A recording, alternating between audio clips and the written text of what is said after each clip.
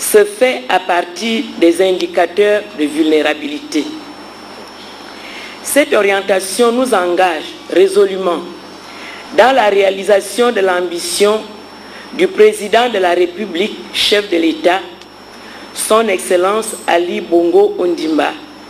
Ambition exprimée à travers l'axe stratégique 9 de son projet de société, à savoir la lutte contre la précarité et l'exclusion sociale.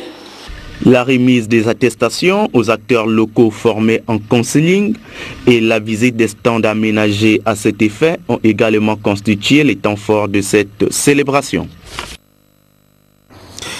Au terme des travaux riches en enseignement de 48 heures, les experts du CDF ont mis un terme à leur 24e Assemblée générale. Le CDF, c'est le secrétariat international des infirmières et infirmiers de l'espace francophone. Scott Fortuné Ndiva, Laetitia Osiadjoui.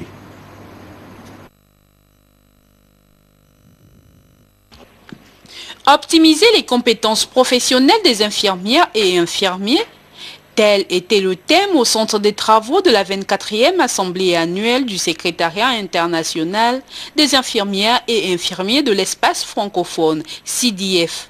Au terme de 2 jours de fructueux échanges, Ghislaine Desrosiers, présidente du CDF, a au nom des participants adressé des recommandations.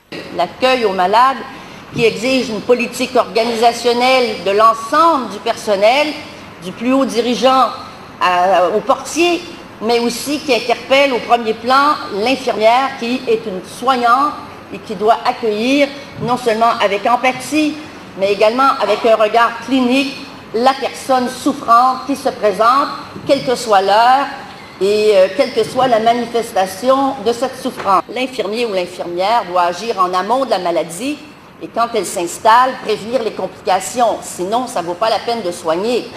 À sa suite, le ministre de la Santé, le professeur Léon Zouba, qui clôturait les dites journées de réflexion, a félicité les uns et les autres pour la qualité des exposés et la pertinence des recommandations. 2 jours durant, vous avez été édifiés au travers d'un atelier conjoint portant sur le rôle infirmier en promotion et éducation à la santé.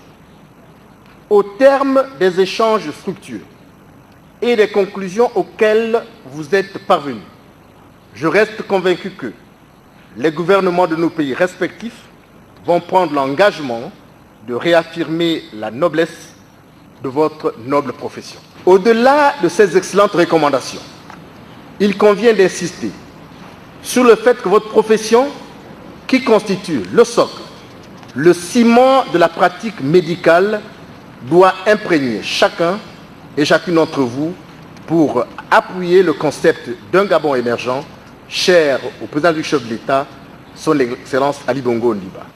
Les indicateurs socio-sanitaires demeurant très préoccupants à ce jour en Afrique. 11% de la population mondiale pour 24% de taux de morbidité. L'organisation de telles rencontres permettrait in fine d'accroître les capacités d'action des personnels de santé en général, des infirmières et des infirmiers en particulier. Les échanges de bonnes pratiques mis en place dans la sécurité sociale d'Afrique au menu d'un séminaire technique qui se tient dans notre capitale, organisé par le bureau de liaison de l'Association internationale de la sécurité sociale pour l'Afrique centrale en collaboration avec la Caisse nationale de sécurité sociale et la CNAM-GS. Le point de l'ouverture des travaux, Pélagie Mboui Ovono Médaringue. Assurer la protection sociale dynamique en Afrique est l'objectif de ces assises des responsables des caisses nationales de sécurité sociale et de la Caisse nationale d'assurance maladie et garantie sociale d'Afrique centrale. Ces experts vont donc partager leur expérience au cours de ce séminaire technique. Dans son mot de bienvenue, le directeur général de la Caisse nationale de sécurité sociale du Gabon a décliné l'importance de ces échanges. La pertinence du thème que nous allons aborder au cours de ce séminaire technique est une véritable aubaine pour nos caisses qui, malgré la diversité des pays et des gouvernances, sont souvent confrontés aux mêmes problèmes et aux mêmes maux. Le partage d'expériences, les échanges, les approches pédagogiques des uns et des autres permettra, j'en suis convaincu, enrichir nos réflexions personnelles intramuros et à mieux guider nos stratégies politiques de sécurité sociale de demain. Les bonnes pratiques mises en œuvre dans les institutions de sécurité sociale d'Afrique centrale, expérience, pratique et reproductibilité est la clé de voûte de cette rencontre.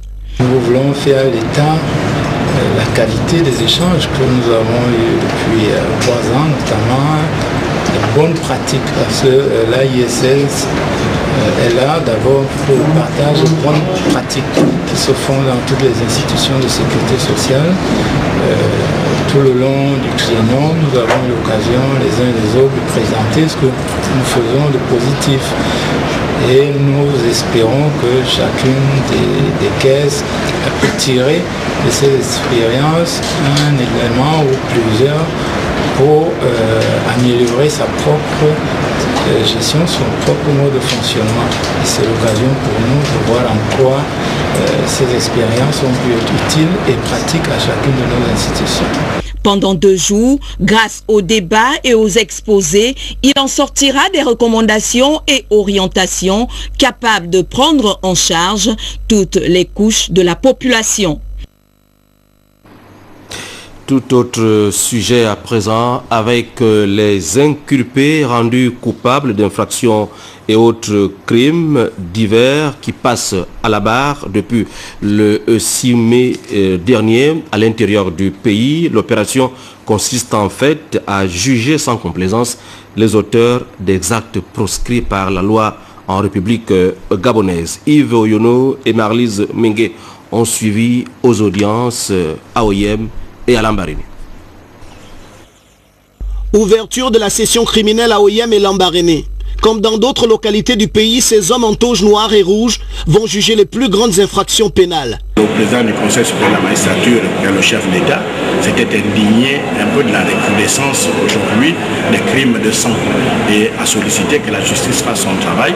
Dans le Moyen-Ogoué, au Wellington, comme à Mouila, Franceville et Port-Gentil, plusieurs affaires sont inscrites. De nombreux dossiers vont être soumis au cours des audiences afin que la loi seule soit appliquée avec rigueur. En cas de nécessité, la Cour peut se déporter dans l'un des tribunaux de son ressort pour procéder au jugement des personnes poursuivies pour des faits criminels.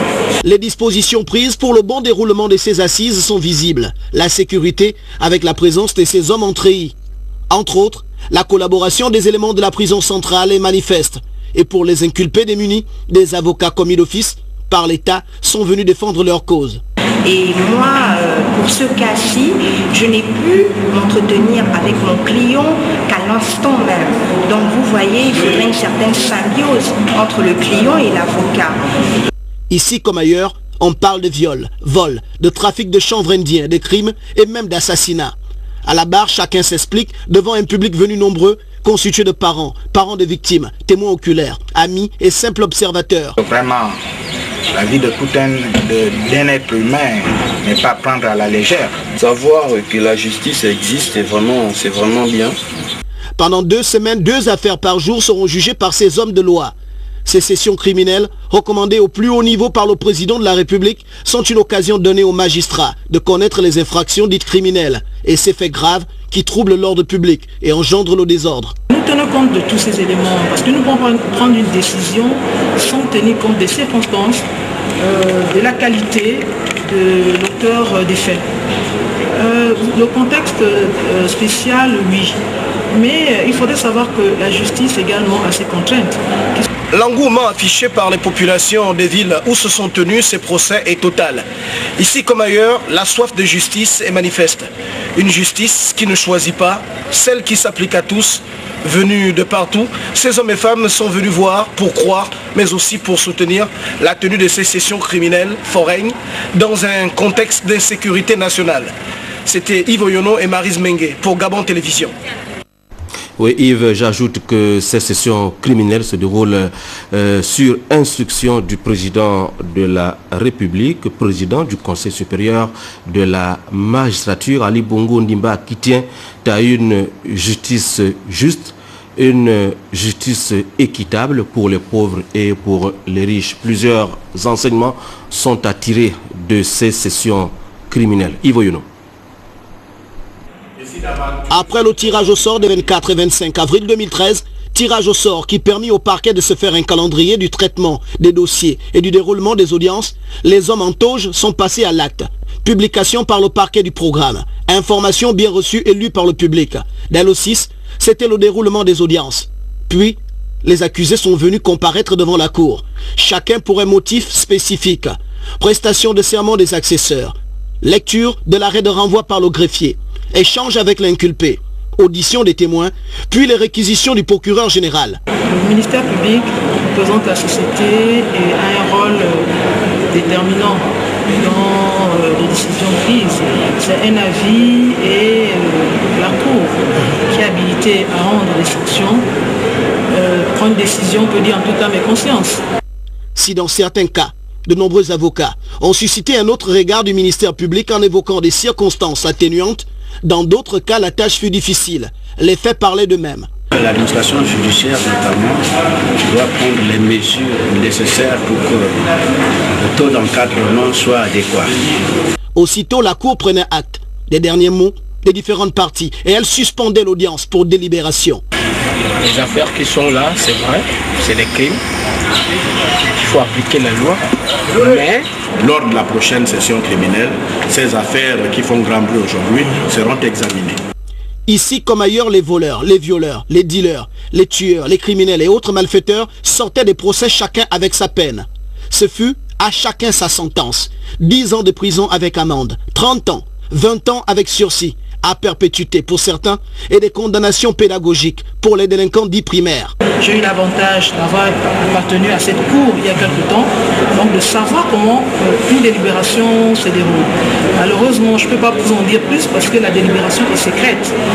Enrayer, éradiquer, freiner le phénomène de la criminalité à tous les niveaux est l'un des grands objectifs poursuivis par cette opération. C'était Yves Oyuno et Maryse Mengue pour Gabon Télévision. Rentrez-nous frais dispo Yves Oyuno d'OIM et de Lambaréné, la page politique de cette session d'information avec la célébration du 12 mars en différé à l'intérieur du pays. Première escale, le canton Bissok, c'est AOIM dans le Walentem. Arnaud Mingue, Cyril Bertrand Ngalioko.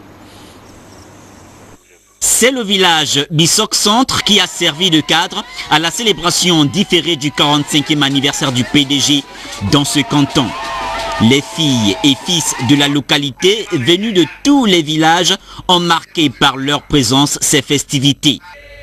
Hymne du parti, mot de bienvenue du secrétaire fédéral et la présentation du nouveau membre du bureau politique, Roger Ovonomba, par le doyen politique de la localité. Dans son message aux populations, Roger Ovonomba, maîtrisant la langue de Molière et la langue maternelle, dit faire la politique autrement. Je veux beaucoup travailler par échange.